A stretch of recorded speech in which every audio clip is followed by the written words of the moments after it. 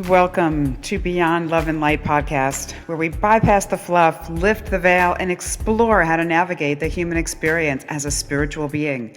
I am Laura Gavander, a transformation coach, psyche, and emotion code facilitator. Join me as we delve into topics relating to human consciousness, alternative healing modalities, quantum physics, and the psychology of spirituality. I bring you insights and information from amazing guests and my own experience and observations. Please remember to subscribe to get notifications. And if you'd like to know more about me and my work, please go to my website, www.lauragavander.com. So let's get on with the podcast. Hi, everyone. Welcome to the Beyond Love and Light podcast. I am Laura Gavander, and I'm very, very excited about my guest today, Jennifer Longmore. She's got a really, really fascinating background, which I'm going to let her tell you about. But just to start off, she's an award-winning CEO. She's the author of 11 best-selling books, which I just found this out, which is astounding.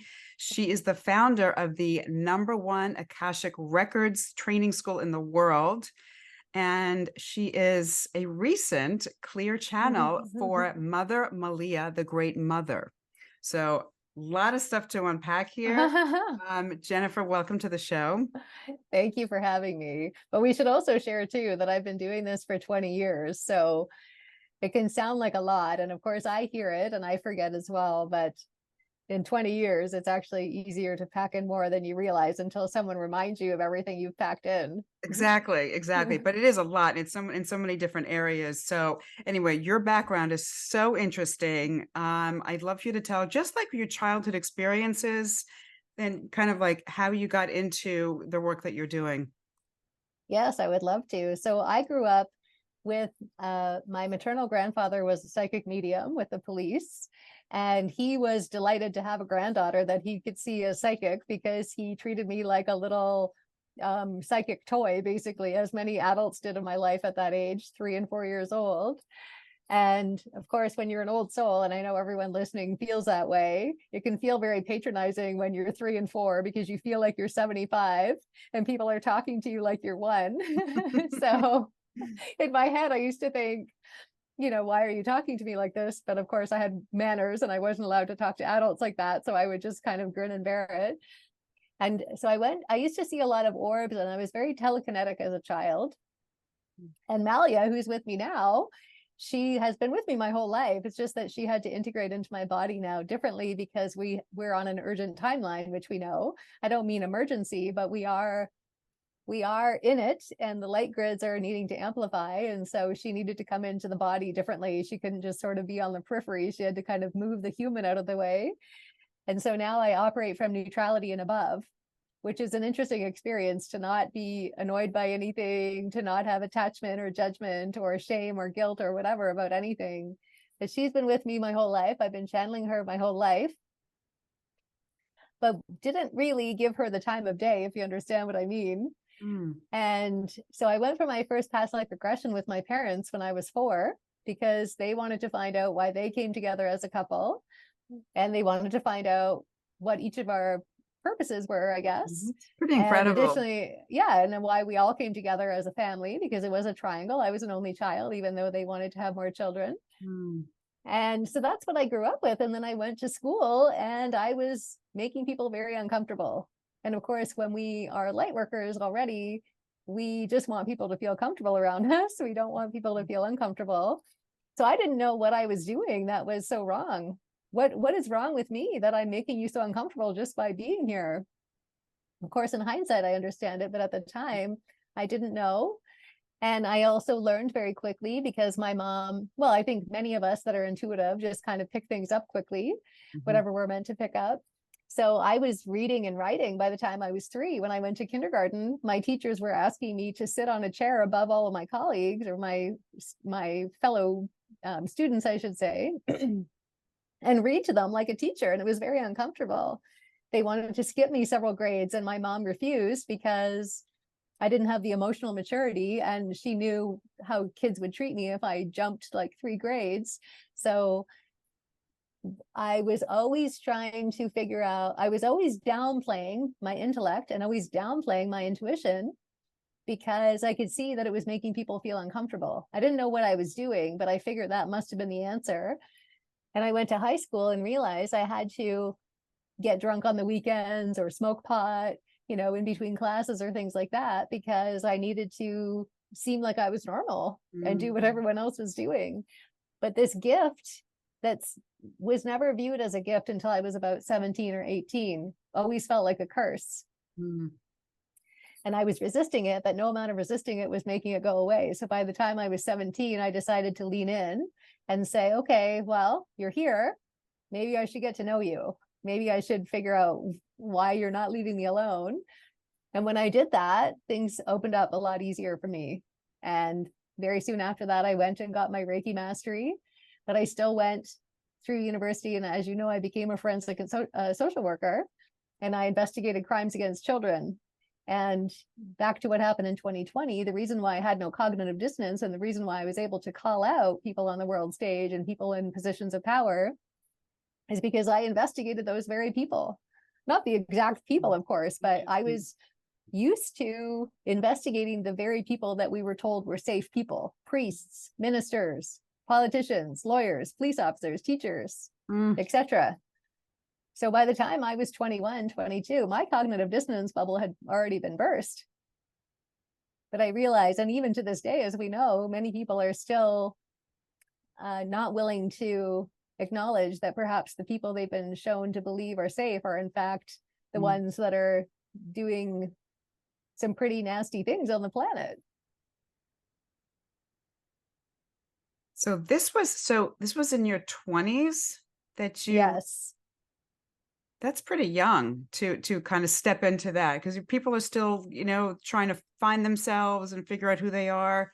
So that was a pretty. Now, when did the Akashic Records come in all of this? Well, I'll backtrack for a moment that I also worked in mental health and I worked in developmental services. That's how I put myself through university. So by the time I got to university, I already had a really great resume because I just somehow knew to build a good resume. So a lot of my resume included helping people that were vulnerable populations. So all through university, especially because the turnover was so high in dealing with crimes against children, I was constantly getting approached by my professors, and they were constantly trying to give me a job even before I had graduated, because they were so desperate for people to be on the road and do these investigations. The turnover was about 6 months. That's about how long the average person lasted. Wow. in child abuse cases, investigating child abuse cases. So imagine I had my Reiki mastery and how dense that energy was for me, how exhausting it was to be so in tune with energy and so in tune with whether someone was lying to me or not, but also not always being able to gather the physical evidence to prove what people were up to. Not to mention internally, and I know anyone listening who's worked in public service will agree with me, that we claim to be change agents and we make our clients wrong for not changing. But public service agencies move like snails. They don't change. They're always reacting. They know that they have high turnover and they're not being proactive. They tend to hire very toxic people. They create very toxic triangles and red tape inside of their systems. And they create these very convoluted matrices inside their institutions, and then wonder why people aren't changing. But if that's what I have to step into, if that's the kind of spider web I have to step into, how can I change in that? Right. And then you get to keep making me wrong for not changing when you can't even give me tools that can properly help me change, So yes, that was, I grew up very quickly in my 20s, as you can imagine, because I was the senior investigator after 4 months of experience. I was 22 years old. I was investigating murderers and all kinds of things. I've looked more black eyes in the eye than the average person, meaning actual psychopaths and sociopaths. So, but I didn't know that I could start my own business. It didn't occur to me because I didn't have any reference point for that. So I thought, well, how am I going to get a job as a Reiki master? What kind of companies are hiring a Reiki master?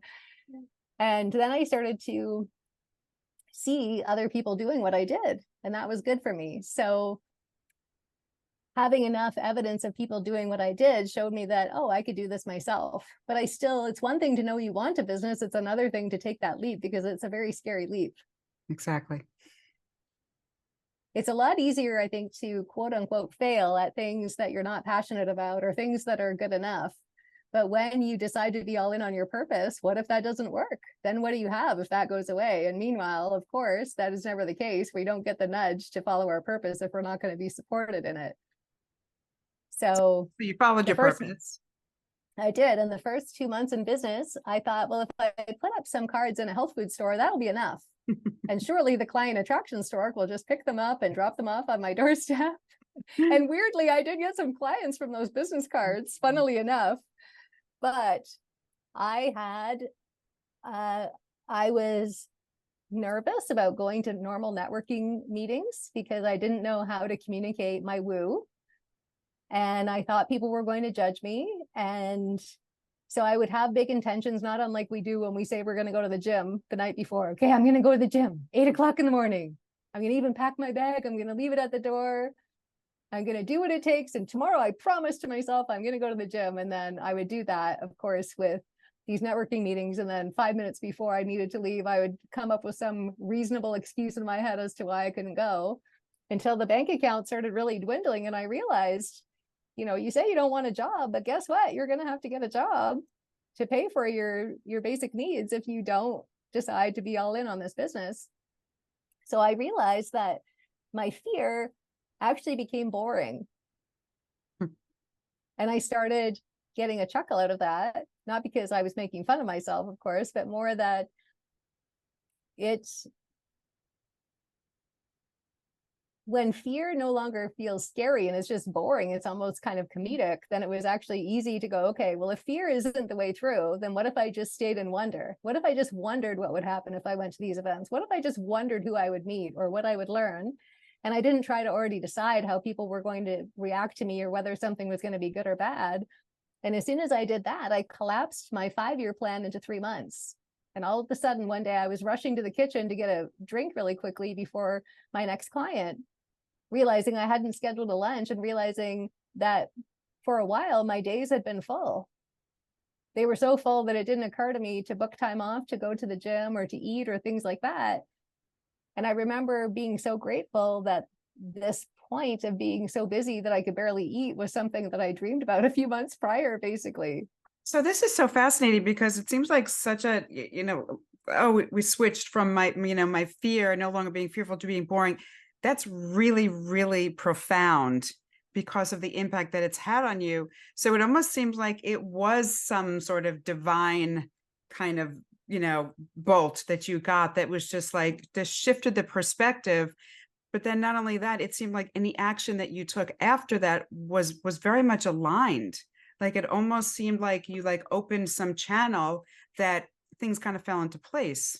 Because it's not just agreeing to go to a networking meeting. It seems like every other things also opened up. Would you? For sure. Yes, I'm glad you pointed that out, because what I learned from that time, and I'm forever grateful, and I teach it in all of my business classes, is that, and even now, if things aren't flowing, I say, okay, where am I trying to control the outcome? Or where have I already decided that something is going to look a certain way? If I go into the energy of awe and wonder and just get curious, then what else is possible? So yes, at that time, the reason why is because I had nothing to lose. Right. So I was knocking on all kinds of doors, so to speak.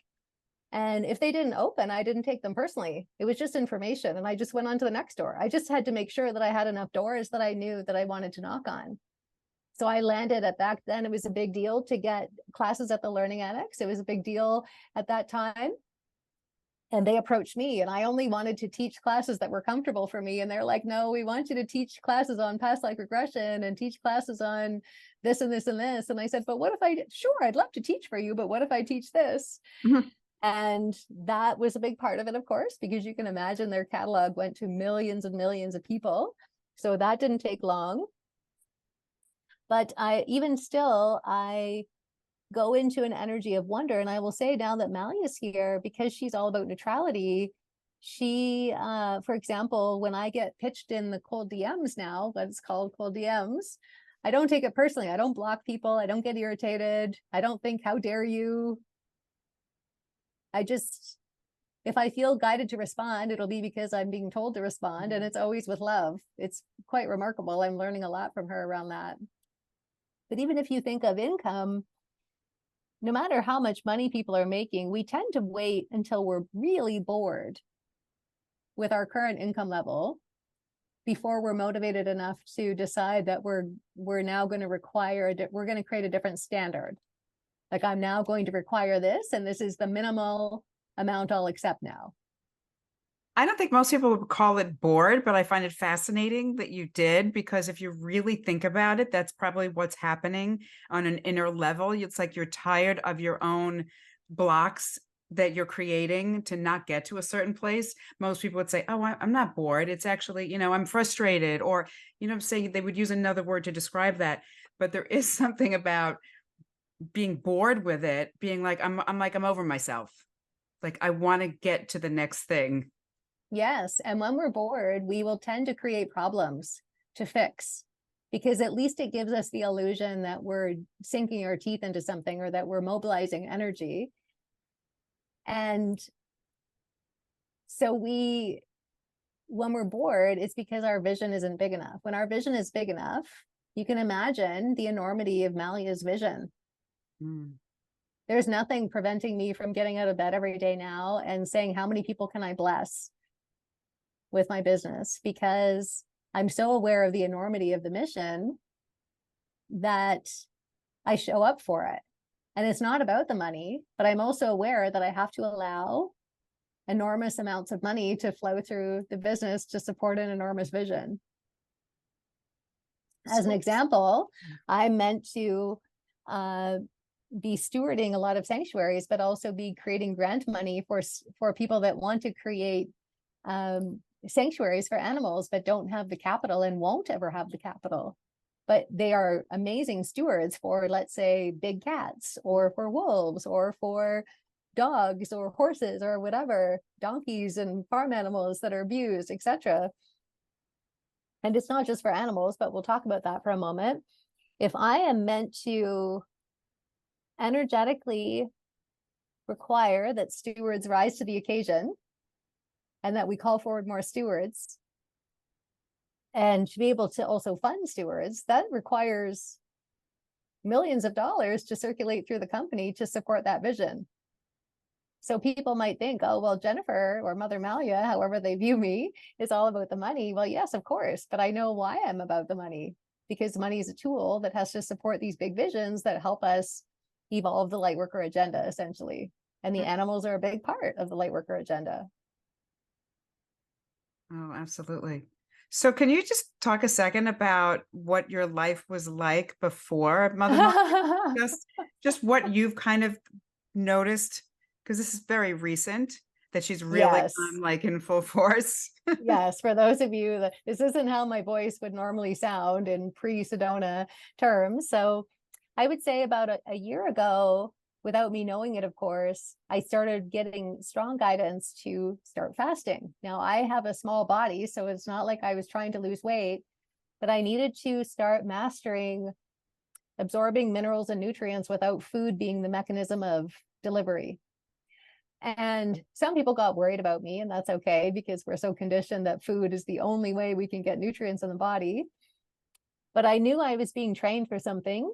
And we can already see on the world stage, by the way, that there's an increase in controlling our food and lying to us about what's in our food. And I've been vegan for a long time, and they call a lot of things plant-based, as we know. But then if you read the labels, it's actually plastic and various things like that. So already we're being called to be impeccable stewards of our consciousness, and our body is one of our consciousness that we need to be mindful of, and create pristine conditions. So I've been creating pristine conditions of my body for a long time. And it's not that I haven't had walk-in experiences before, or that I've been in full channeling mode before, but this is different, because she's not going away. She's been with me since I was little. I've always been channeling her. But in my human form, of course, I would still have things I would get annoyed with, or clients that would trigger me or various things like that. Not that they were triggering me, but you understand the trigger was there and they just Situation, happened to right. bring it to life. And as an example, and you will love this, this is one of my favorite teachings from Malia. It's so wonderful. And I'm sharing it for a reason. So when we were in Sedona, because I hosted this retreat at the end of September, and that's when she came in, she said, your annoyances are your anointings. And I thought, wow, that is very profound. So I'll give you an example. All throughout my life, I've had people give me honey, and I've not understood why they're giving me honey. Now, if people don't know, Malia is the honeybee. Well, Malia is actually the mother of mothers in very, very ancient times. And she had a big affinity for the bees, such that they named a particular type of bee after her, which is Malia. And in Greek, the term Malia means bee. And there is an island in Greece called Malia. The island, it's an island called Malia. So, so she has a big affinity for bees. So people have been giving me honey my whole life. And I just was like, but I have a big appreciation for bees, and it bothers me to see that people are not stewarding the bees, and there's always been an attack on bees, right? If you think about, they give fake bee stings to children as soon as they come out of the womb. They're constantly trying to give us fake bee stings. They're constantly trying to create a mechanical hum, even a certain ringtones, certain phone ringtones on our iPhones and so on sound like mechanical bees. There is a perpetual attack on that. The forest, cutting down all the trees, takes away homes for the hives to exist in, the natural hives. They're always looking at overdeveloping the land, and the bee is responsible for creation. She creates liquid gold, and gold, if we think that we're made with golden light, gold is the creator, it's the conductor, and it's the accelerant. It's an essential part of creation. And the bee, being the highest vibration on the planet, decides what gets created and what doesn't. Of course, there are many other species that contribute to that, but it's hard for the planet to exist without the bee. So why are they coming for creation so hard? What is it that they know, and what are they keeping us from? And that is part of why she is here, to restore our original templates, all the original codes on the planet, to stop the artificial agenda, to accelerate the Lightworker agenda, to usher in the new people that are waiting to come in, that can come in once we amplify the light grids. But also the focus isn't on the darkness, actually. It's about focusing back on the planet as the land of the people, and allowing us to be with the beauty and the miracles that already exist for us.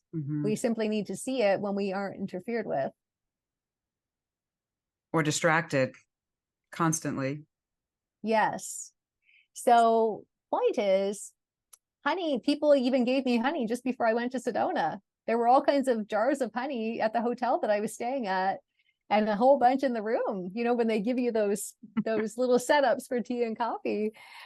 And it still didn't occur to me until all of a sudden Malia came in, and then all I wanted was honey. Wow. But point is, about the anointing, for my whole life, but especially in my business, people have often tried to make me their mom, and that has annoyed me. To the point that sometimes I'd have to fire clients because they would try to be way too codependent with me, and I was not interested in being their mom. But those were my greatest anointings, right? I have great appreciation for them, because whether they knew it or not, they were seeing the highest ascension point in me and trying to pull her out. But because I was resisting being people's mom, I couldn't come in in a different way. This was the way she had to come in, because she is the great mother. She's not the only mother.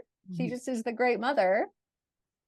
And she channels these certain frequencies around creation. She's with you 24/7. It's not like you have to call her in like other channels, or, you know. No, you can hear it in my voice. Yeah, And for those of you there's that, definitely a difference. yes, and my throat is when I was in Sedona, she was shape-shifting into a full bee. Yes. You also, you're glowing. You have like you have this gold kind of glow about you also. Yes, she has given me, well, I have definitely become more, I will say, youthful. She holds the codes for the Fountain of Youth. Not that that is even my concern, but she has indicated that for those of us that are here to amplify the light grids, that we do need to restore our fountain of youth, so to speak. That's what she calls it, because we are meant to have the level of vitality of, let's say, a 25-year-old when we're doing this work, because there is so much work to do. Right. So I have to ask something really interesting. People may not know about, you have so many businesses between the podcasting and you do masterminds with business owners, Yes. but not just any business owners. These are business owners that are 7 and 8 figure business owners. So there's this like wealth mastery, which sounds completely opposite what so many people of your spiritual background, are kind of peddling. It's usually one is exclusive of the other. How did that come about? Not just your interest in teaching about wealth, but teaching people to get way beyond what most people would consider an acceptable level of success. Yes. So, well, thank you for asking that. It was never part of my plan. Hmm. I was teaching Akashic Records, and I had a ton of clients that were constantly saying, I want to live my purpose. And they would keep booking sessions saying, what is my purpose? And I would say, how many times do you need to be told what your purpose is? And when I uncovered what was blocking people every single time, they were what I would call throwing money under the bus. It's money's fault. If I had the money, or if I wasn't worried about money, I need money before I can do this. And at the same time, I had kept having clients asking me how to create a business like mine. And I really had never viewed myself as a business coach. But I said, okay, well, sure, I know you. And yes, I'm happy to coach you. And then it turned into a whole thing. But even with my clients, the amount of cat videos they would watch on YouTube instead of making money, and I say that playfully, right? So even my business clients coming in wanting to make money, but actively doing anything but trying to make money, I got curious. And one week, and this goes back to the anointing, by the way, I had a week where everyone was coming to me complaining about money. And I'm talking complete strangers. I just want to message you to let you know that you're on my vision board, but I can't work with you because I can't afford you. That kind of thing, right? Plus my existing clients. And I actually got annoyed. Why are all these people telling me this? Why aren't people leading themselves? Why? And then, because it was happening so much, I got curious and I went into awe and wonder. And I said, okay, they're bringing this to me. They're not bringing this to anyone else. Why are they bringing this to me? What are they actually asking for? And the guidance came through that they were asking for me to create something for them to heal their money story. So I thought, okay, well, I will create this 3-part training. We will heal your past, meaning all of the past stuff that's invisible to you, the vows, the contracts, the hooks, the cords, the curses, the other life, whatever. We will clear all the present stuff, and we will also program your future for wealth.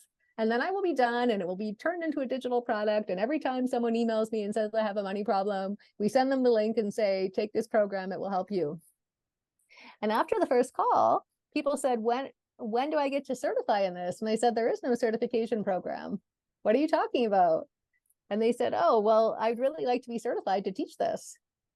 So I said, well, if you tell me then what you would like me to teach you, I will tune in and let you know if I feel competent to do that, because I don't like to offer anything that I don't feel mastery over. And when they sent me the curriculum that they wanted, I said, oh, well, of course I can do that. And I created a certification program, and that was it. Now, fast forward to 2020, I didn't even know that it's in my astrology chart to elevate wealth consciousness. That's a big part of my purpose. Wow. So that is why I constantly have people coming to me asking to make more money.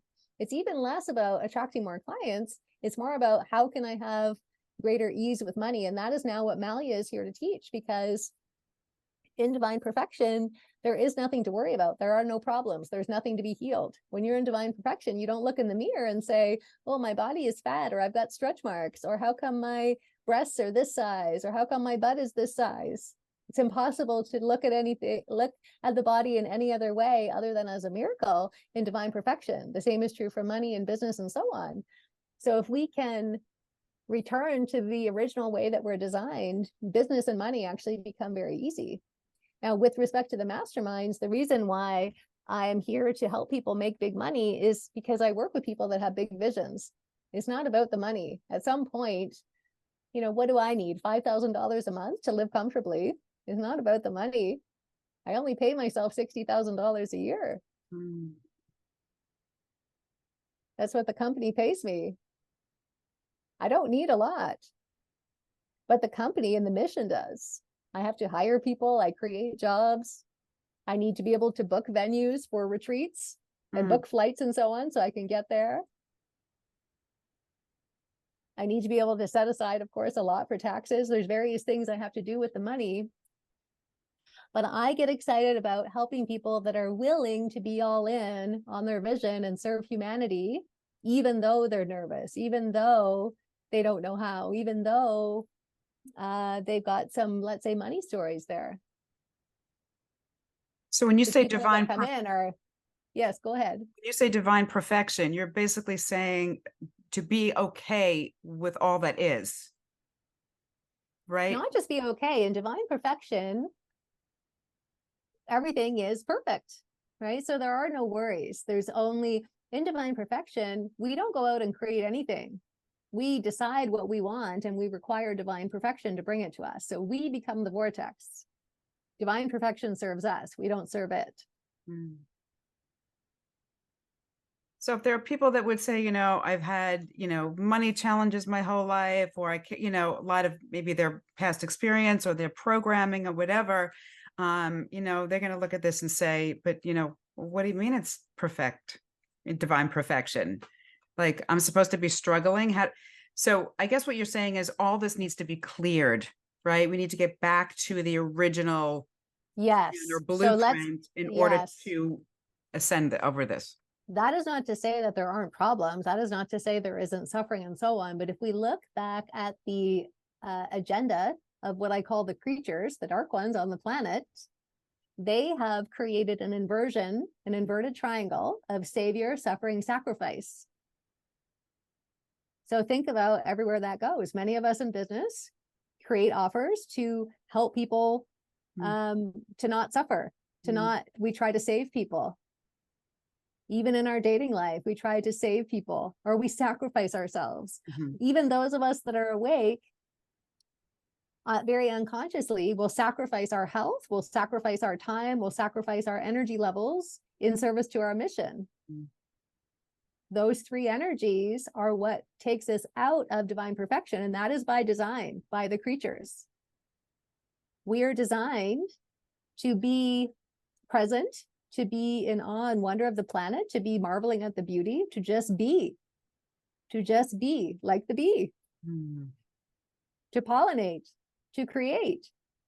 But as long as there are these very intentional distortions on the planet keeping us from the truth of who we are, then we can't. And it starts with them distorting our cosmic eye. That takes us away from our vision. That is why people have a challenge creating big visions for themselves and honoring it, because they're already stealing our cosmic eye and our vision from the moment we're born. How does that play out now? Well, we have a very primal need to place our eyes on things, to literally place our vision on things and focus. But because they have distorted that for us, what do? They give us devices. They give us devices to focus our primal need to place our vision on something. And that just magically hooks us into the artificial agenda. The longer we're on those devices, because there are frequencies that transmit through those that are designed to keep us in distortion, in suicide, in depression, in confusion. If we think of the various frequencies we've seen over the last few years, we have seen false emergency. That's a frequency they transmit. We have seen a lot of confusion. We have seen lots of waves of suicide. Depression. That is very much by design. In divine perfection, and it's not that it is easy. There is a process to get into that, which Malia will be, of course, teaching over the next several months. The destination is divine perfection, to live from that place, because in that place there is nothing to worry about, because divine perfection is taking care of everything. So is your purpose I know. at this point to really get out there and touch as many people as possible? Because there's a reason why she chose to really illuminate now at this period of time, that you said there was a sense of urgency. So was it really So we were already having a very intense retreat in Sedona.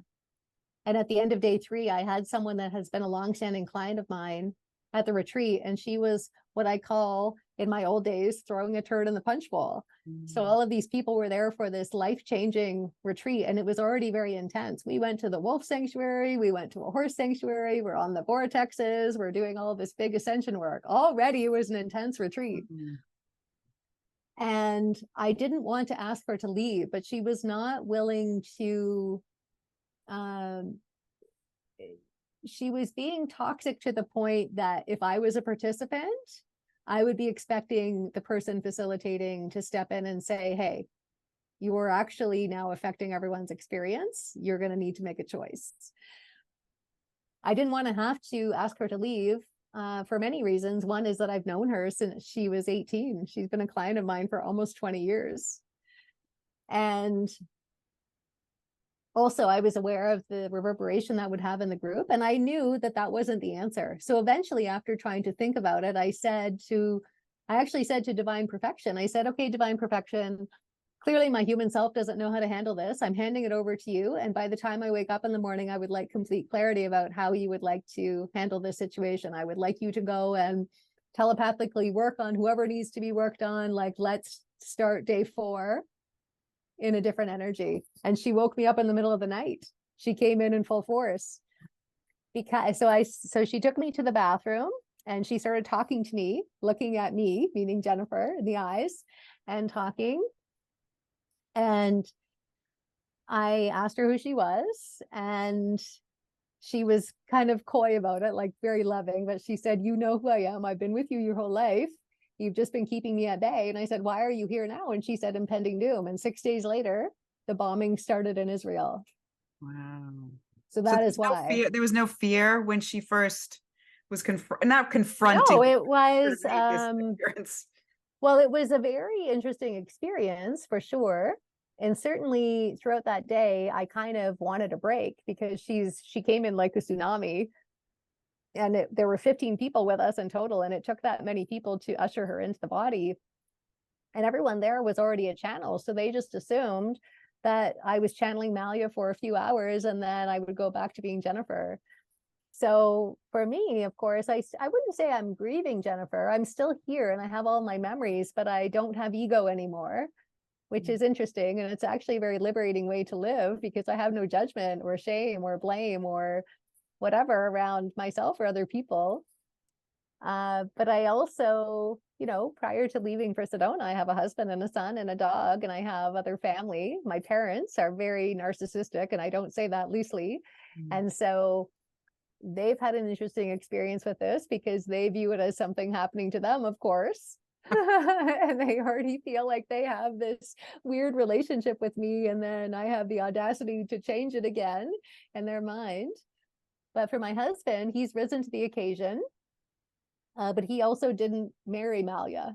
And that's been interesting because when people use the term Jennifer, I don't mind being called Jennifer, but it also doesn't sound like my name anymore. It doesn't feel like the right frequency. You get what I'm saying? Interesting. It would be like if someone called me Steve. I would just be like, that is not the frequency. Wow. Malia is the frequency, but people know me as Jennifer. And so I don't know what will happen, but I would prefer if people called me Malia. Not because I'm trying to be above, it just feels like my name. But like I said, I'm still here. I'm fully integrated. I haven't gone out in public much. I bought a vehicle just before I left for Sedona that I didn't even get a chance to drive. And I've driven it twice now since I've been back because it just felt too overwhelming to handle this 12-ton or whatever, 2-ton piece of machinery that feels very heavy for a bee to move through the world. So it's been interesting to, well, yes. And even, I've had some people that have known me for years that all of a sudden have decided I'm a cult leader or I'm channeling Satan, which I find interesting. So do you feel different? Do you feel different in terms of like, are you more sensitive to things? Oh, yes. I'm way more. I was already sensitive before. Now I'm even more aware if people are having conversations about me when I'm not in the room. And it's not because I'm trying to, I'm just very aware of how people perceive me. And but even if, let's say, my husband and I went to a store and we got lost, I would know exactly where he is in the store. It's hard to explain it. Like I mentioned, I don't things that would have mattered before don't. There's a way more neutrality about things. I'm definitely appreciating the little miracles. It takes very little to make me very happy. Sometimes I get winded. Like, for example, I bought this peacock pen because on the plane I was told I needed to write with feather pens. And I was so ecstatic with joy that it winded me at the thought of getting a peacock pen.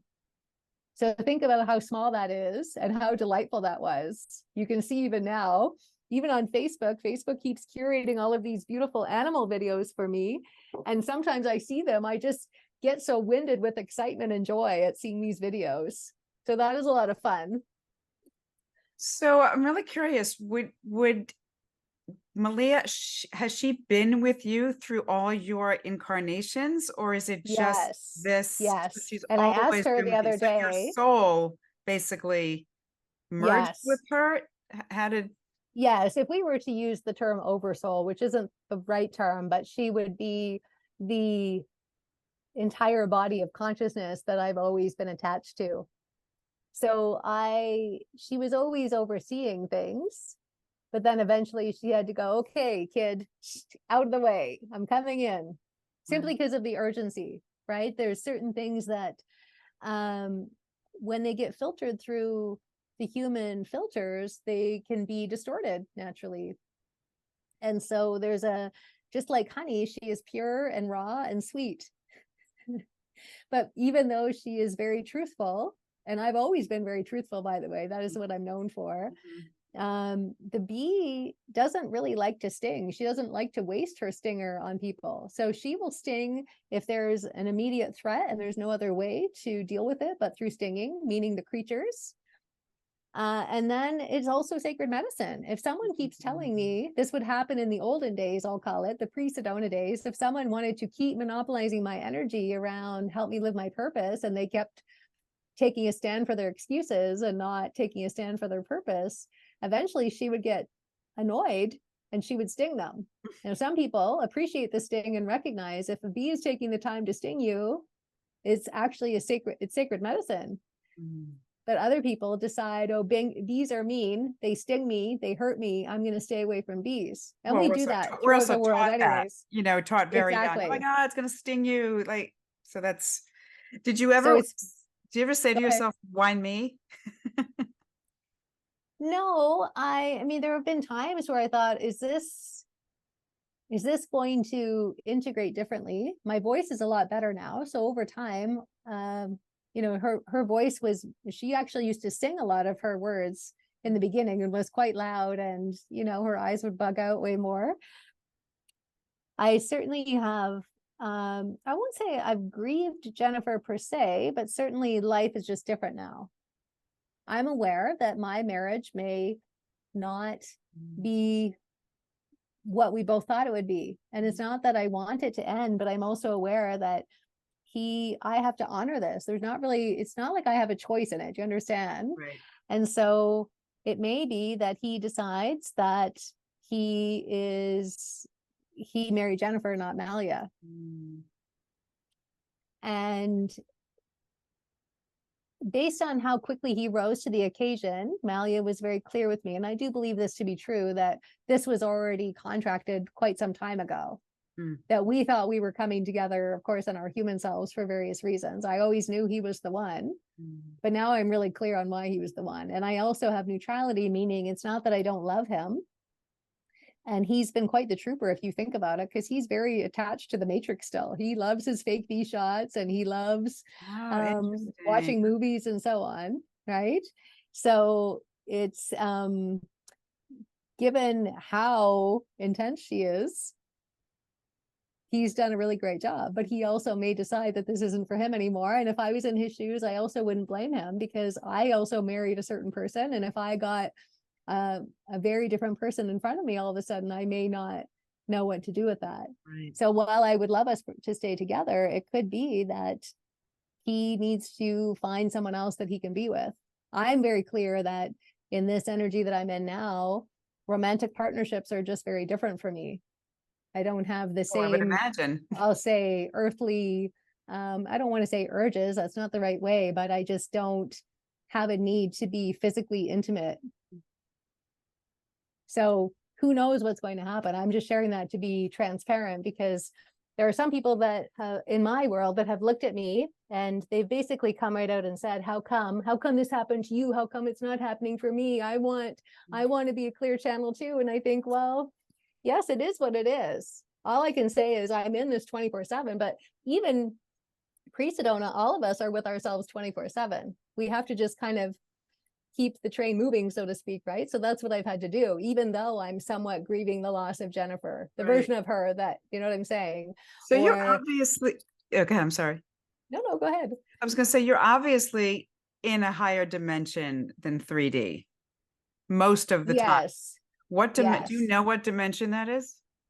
Well, it's not, they're really just called realms. We have access points. We get to choose whatever access points we want to dive into, because I could easily dive into the darker arenas if I wanted to, right? It's not so much about an ascension, like a ladder of hierarchy, so to speak.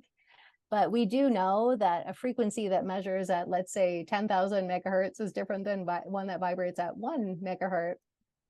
And so the bee is the highest vibration on the planet, and she is in charge of creation. So not the entire universe, but you can imagine the vastness of that energy.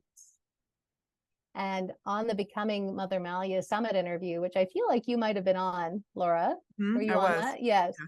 So Christina Rice, who is a client of mine, and she's also a clear channel, she understands what it means to channel, and they were all there with me, right? So it was great to be with very sane people and very capable people to be a witness to this.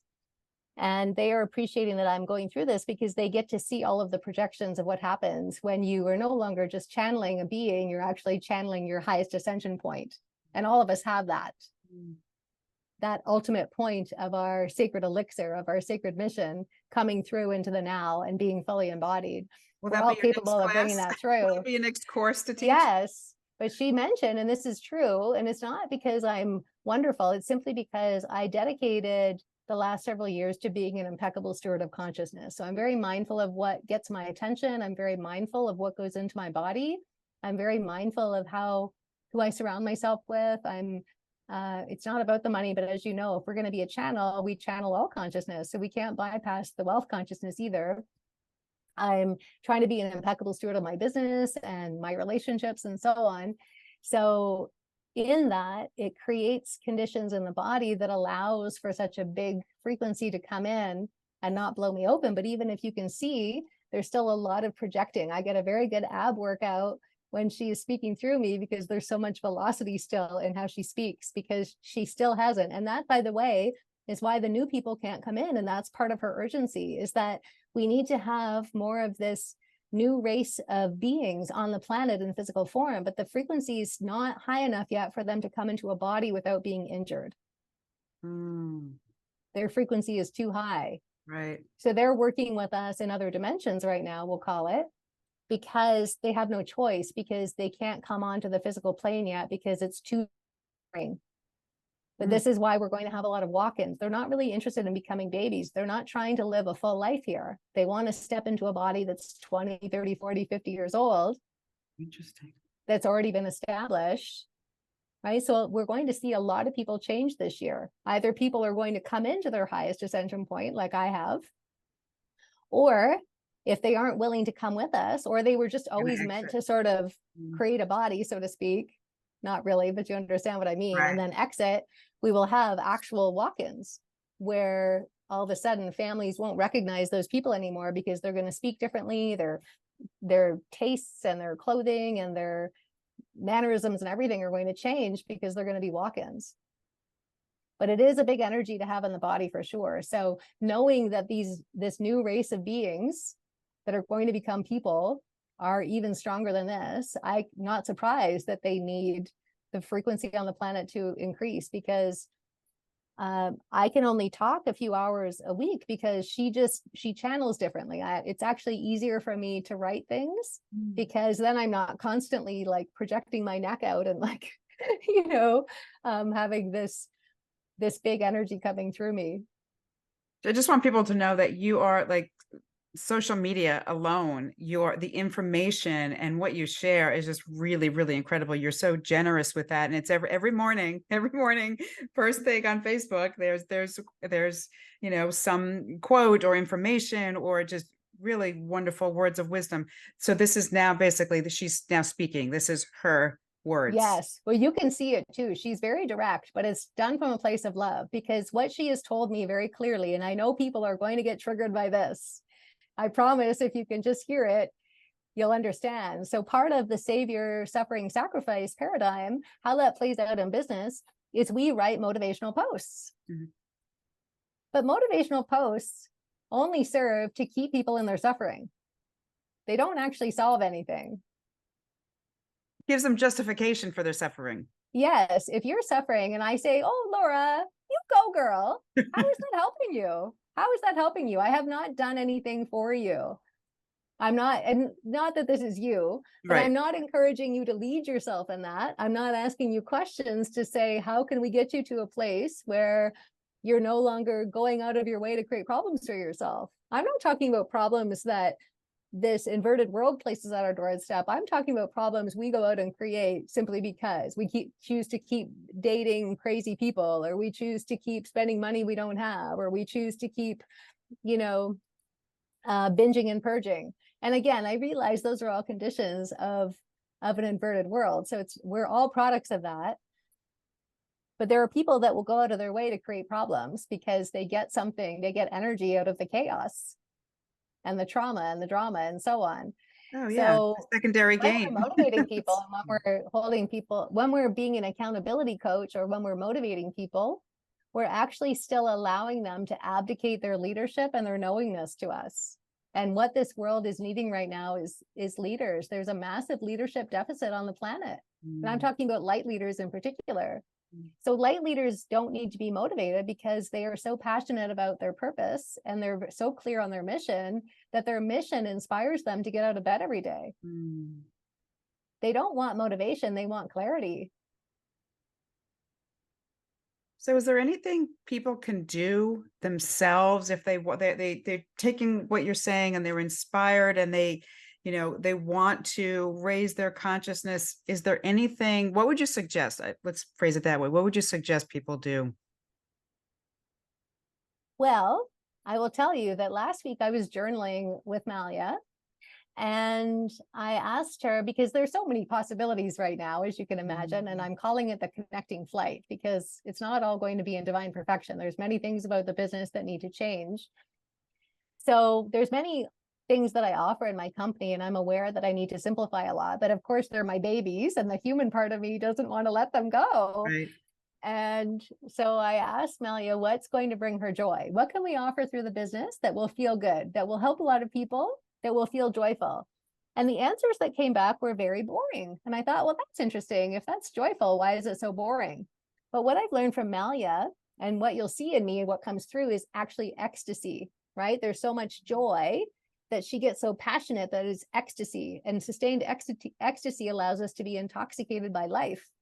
That's really what we want. And I know people are already connecting the dots about what we're given by the creatures to get intoxicated, right? The spirits that we're given, when actually we're wired to be intoxicated by life because it's so beautiful here if we allow ourselves to return to our original templates. So instead I said, okay, what would bring you ecstasy? And right away, the answers that came through were magical. So my first thing would be to ask ourselves, what is going to feel ecstatic?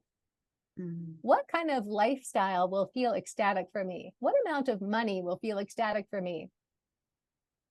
what weight in my body will feel ecstatic? How do I want to adorn the body so that it feels ecstatic? And on and on and on. Every single thing that perplexes us or keeps us up at night, what would bring us ecstasy? And with that clarity, then we already know what the standard is. So then it's on us to choose to require that standard to be upheld. And in that standard, That's then we easier get to said ask than done. questions. Yes, it will be a process. So when we get clear on that standard now, then we get to look around at our life. Let's say our social circle. Mm-hmm. Right now, all of us can look at our social circle and say, let's be honest, that relationship isn't really feeling all that great. I'm staying in that friendship out of nostalgia. I'm staying in that friendship because that person needs me, but they always need me, or whatever the situation is. But is that friendship bringing me ecstasy? Does it have the capacity to calibrate to ecstasy? Because if it does, that's one thing. But if it doesn't, then every aspect of our life that is dense prevents us from raising our frequency. Mm-hmm. Even just starting with the body and saying, okay, body, what frequencies are actually going to allow you to feel lighter? So is this a question someone would ask themselves? They'll say, but I don't know. Where does the answer come from? Because a lot of people, they're very shut down. They're not in tune with this. So for them to pose that question, they're going to come up blank. Yes, well, not people listening to your show, because it's called the Beyond Love and Light Show. Exactly, for a reason. Yes, well, there will still be a need for fixing and healing for people that are choosing the earth plane. And not everyone is meant to be awake, and that's not a judgment. It's not for us to know who's awake and who's not. Some people, first of all, anyone that's on this planet right now is high vibration, because the vibration on this planet is so high. We would not be able to physically remain here if our vibration was not a match for the ascension journey that we're on collectively. So we want to judge people for not being awake. But some people came here as very old souls, and they're not meant to have that experience in this lifetime. They're meant to have a very earthly experience and be focused on the Kardashians. I'm saying that playfully, but you understand what I mean. Some of it is because they are meant to be working in earthly forms to support us. I need someone to help me with my accounting and my bookkeeping. I need someone to do oil changes on my car and all the various things. It doesn't mean they're not awake, but you understand what I'm saying. And it sounds so expansive to hear you say that, because it's really just accepting whatever people are doing, wherever they are. It's perfect, or it's fine, or it's like, who are we to judge because someone's doing this, that they're at a lower level or they're not evolved. So that just acknowledging that just seems such an expansive way of looking at things. Even the fake bee stings, I say that playfully because I resonate with the bee, and I do get offended that they try to condition the human brain to accept a fake bee sting as something that's healthy for them, right? A bee sting is actually what's healthy for you, because it's going to hit your acupuncture meridian where you need it to jar you into optimal health. That being said, we wanted to judge people for getting the fake bee sting. The thing is that the bodies have a consciousness, and some bodies wanted to have that experience, even if the humans didn't. Alternately, some humans wanted to have that experience, whether or not the body did.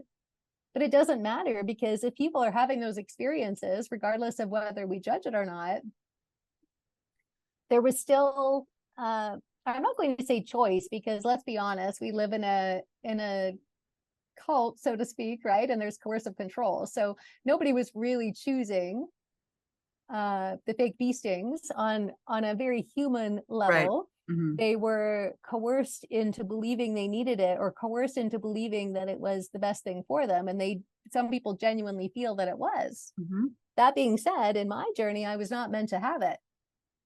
My body was not meant to have it, and my humanness was not meant to have it, for whatever reasons. But the point is we wanted to judge that, or who's awake, etc.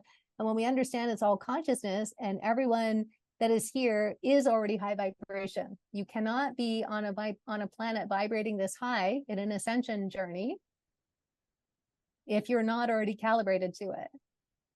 So isn't it wonderful that some people got to come here and be oblivious to what's going on? It is. It's that And there's others my had to be layers to acutely aware to the point that it caused them to create suicide because they became so helpless and so on. So we have a lot of polarity. Really fascinating. I would love to just touch on, but before we wrap up, just about the Akashic records just a little bit, only because it is Yes. such a big part of the work you do. First of all, what are they? For people that don't know, I've never actually had my records done, which I can't believe because I've done basically everything else. so I'm so surprised to hear that. I'm I'm not really judging that, but you definitely love to journey through all the different modalities, right? Which I think is fun. It's fun to experience all of that. I know I'm really surprised that I'm sure it's coming soon. But what Well, are but they I for wouldn't people that judge don't? it because the Akashic records are basically pillar one of divine perfection, which is divine truth. The only thing that exists in our records are truth and love. So it is the truth of what we will call the nature of the soul, the oversoul, why we are here in this lifetime. Why did I choose the parents I chose? Why did I choose the color of skin I chose? Why did I choose the location on the planet? Et cetera, et cetera. How is it all supporting my divine mission? How is it helping me to evolve through the things that I came here to evolve through? And what is it allowing me to master so that I can help other people? So it can help us, I will say, heal things that are distortions or just help us make peace with things that have happened, right? So things, let's say, well, for example, when I was 21, I had a car accident. Mhm.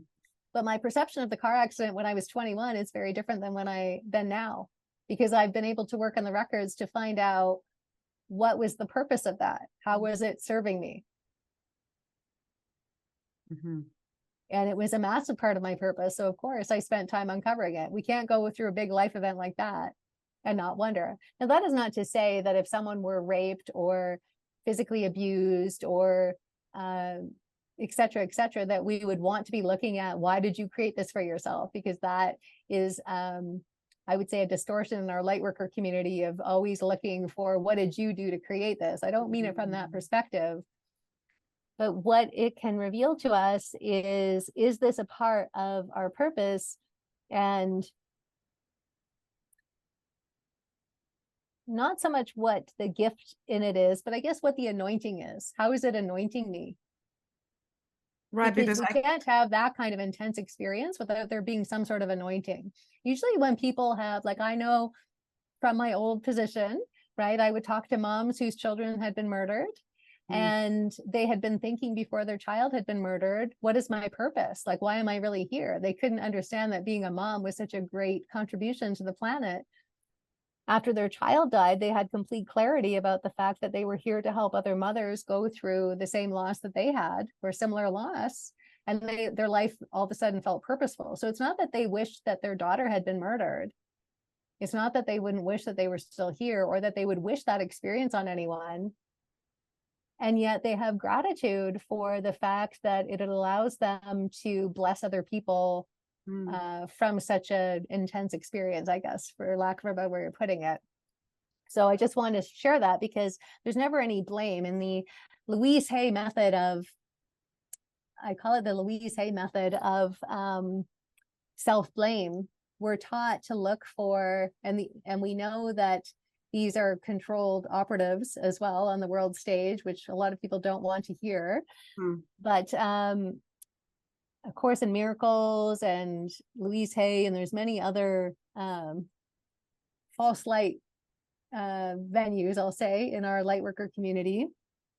But the Louise Hay model, yes, on some level, our emotions can create conditions in the body, but why are our bodies sick? Because we're being actively poisoned by dark creatures. We're living in an inverted world that makes us believe that everything is our fault, that we're dirty, disgusting humans. So if we're moving through the world that way, dumb, disgusting, dirty humans. Yeah, or there's something inherently wrong with us, right? Yes. Well, in corporation, we're called a human resource. Just like cows and horses are called livestock.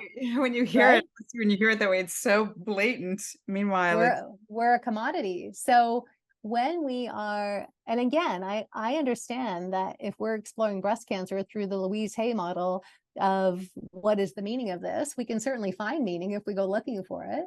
And it's not to say that if we heal things from the past that we can't resolve ourselves of breast cancer, but let's also look at the fact that they're actively injecting us with fake bee stings that actually cause cancers.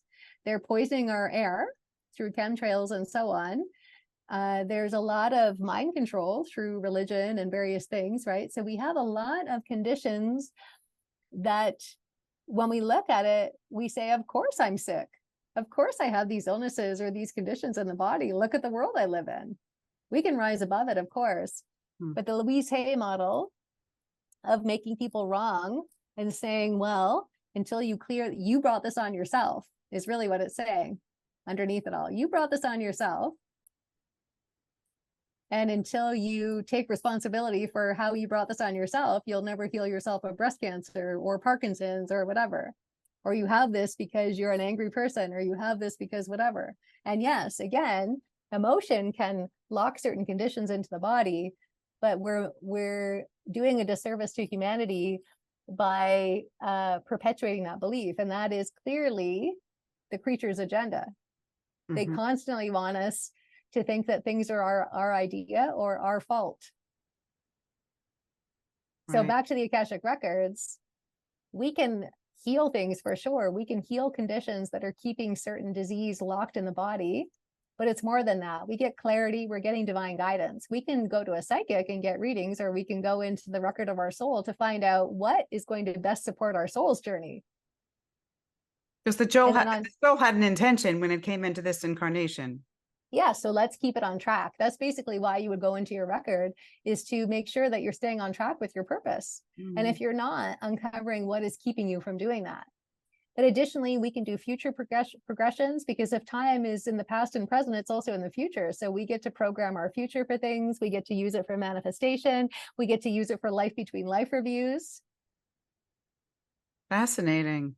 Yes, we get to download new healing technologies. We get to create art with it. Many times I will tell artists to open their records and then paint or sculpt or whatever through that place and see what comes through.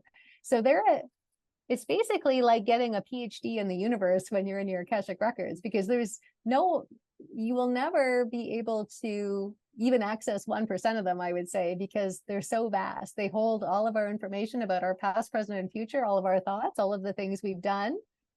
And they curate it into what we'll call compartments or departments that we get to pull from only when it serves our purpose. Because otherwise, like if we just hung out there and tried to read every book in our Akashic Record, so to speak, if it was a library, we would never live life, because there's just too many volumes in there. Nobody's on this planet as a new soul. Anyone that says that is buying into false light that's perpetuated by certain systems. Again, you cannot be on the planet at this time with the frequency as high as it is as a brand new soul with no experience in a human body. So is there any protection that is needed when you go to the records? Like, from where the information may be coming from? Can it be distorted? Can it be manipulated? Can it be hijacked? Or is it always the process that you use enables it so that it's actually pure? Yes, it's basically a sacred diary. And if someone reads from it, you've basically given them the key to your diary. And then when they're done reading, you give the key back. Like I would give the key back to you as an example.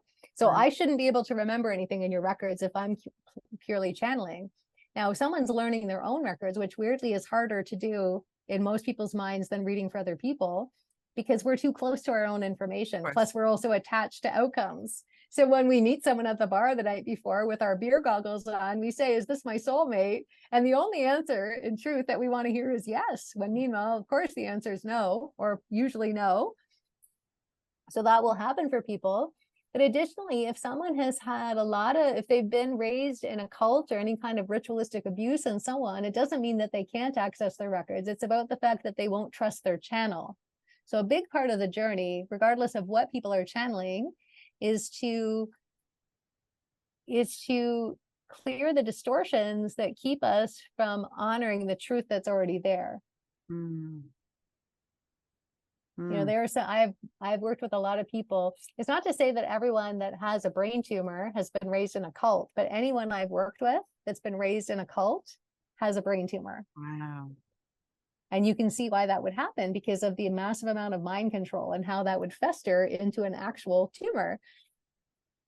Now, they can still be clear channels, but of course, there's programming in there that says follow your master, basically, and do what your master says. And this is what you're meant to believe. So people that are raised in cults, and I will even say religion is like that as well, many religions, people can feel torn between my religion told me I have to believe this, but my intuition is telling me this, which should I listen to? So a big part of all of our journey, and you can see even with me why I'm sharing this, is that we have to be, the part of the journey is really learning to trust the channel and to use the channel impeccably. If people want to know why they're not channeling as clearly, take a look at how are you using your tool? Let's assume it's a voice. Are you gossiping? Are you constantly talking to yourself like doo-doo? Right. Are you constantly professing hopelessness? What is coming out of your mouth? Is what's coming out of the channel what you would expect a pristine channel to be channeling? And if not, then it is incumbent upon us to be intentionally mindful of how we're going to use this device, so to speak, which is our voice box, our channel, in service to ourselves and humanity. Beautiful. So, Malia, Jennifer, where can people find you, of all the fabulous offerings that you have? And if they want more information, where can they go? Well, thank you for asking. If you go to souljourneys.ca, not .com, because someone else bought that years ago and they want to sell it to me for lots of money, which I refuse to buy. But if you go to souljourneys.ca, you'll be able to sign up to get daily messages from Mother Malia. And that's all free, of course. We have just little love nudges, little love tickles that she'll transmit every day. And then that's also where you'll find out what we've got going on. And because we are creating a monthly membership, for example, for Malia, because so many people want to connect with her. But of course, I can't be everywhere all at once. So I had to create a place for everyone to meet me. And then I'm also on social media, but I do spend a great deal of time on Facebook because I really like it there, even though many people don't. What they're not understanding is that all of these platforms are owned. It really doesn't matter where you hang out. Exactly. So we have to kind of be the bridge between where the humans, so to speak, are hanging out and then where we can do the greatest good. And on Facebook, I prefer that. I'm on other channels, but if you want to connect with me directly, that is the best place to do that. And you're very active. I can attest to that. You're very active.